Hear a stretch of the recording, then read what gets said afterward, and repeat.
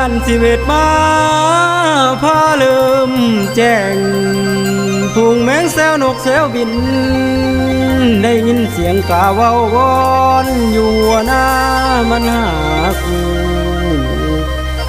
และนกเขาคู่ขันส่งให้ลมพัดไปใจมันหนาวคิดถึงข้าวเฮาลมกันอยู่เที่ยงนากับน้องละเดือน12มาถึงแล้วบ่มีแววสิคืนตาวละสายลมเย็นมันหนา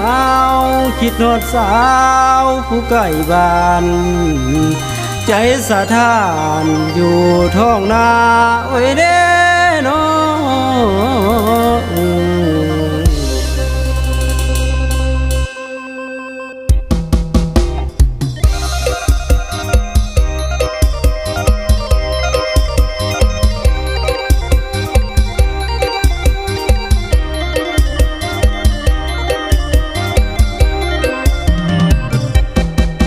ฟังใหญ่เสียงหมอลำที่ได้ส่งฝากเสียงร้องถึงน้องนางลาผู้ห่างไกลน้องจงได้คิดเป็นห่วงดินแดนคิดนอดแฟนอยู่ทางหลังผู้ที่ยังเป็นห่วงน้องเนื้อทองน้องจงคืนบ้านเก่า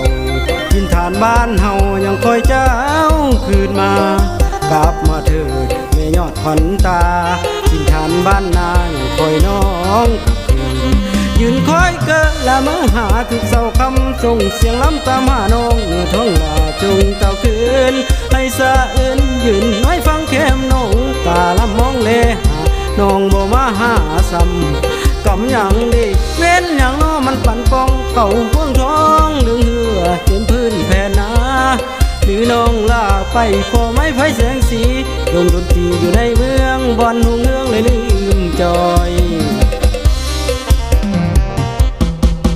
ยังคอยน้องกลับคืนบ้านเก่าวนผ่านบ้านเฮาคอยเจ้าคืนนากลับมาเถิดแม่ยอดขวัญตา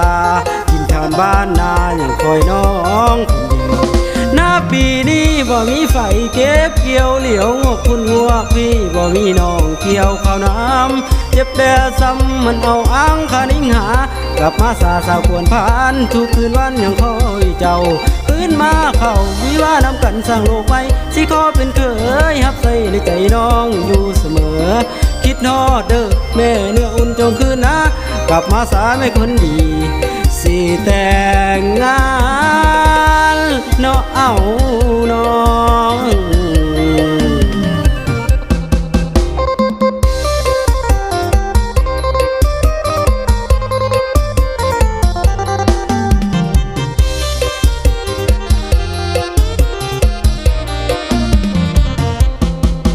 ยังคอยน้องกลับคืนบ้านเก่า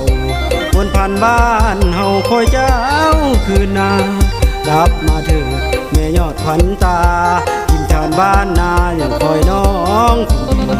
หน้าปีนี้บ่มีไฟเก็บเกี่ยวเหลียวงกคุณหัวพี่บ่มีน้องเกี่ยวข้าวน้ำเจ็บแดดซ้ำมันเอาอ้างขานิ่งหากลับมาสาวควรผ่านทุกคืนวันยังคอยเจ้าคืนมาเข้าวิว่านำกันสร้างโลกไว้สิขอเป็นเคยฮับใส่ในใจน้องอยู่เสมอ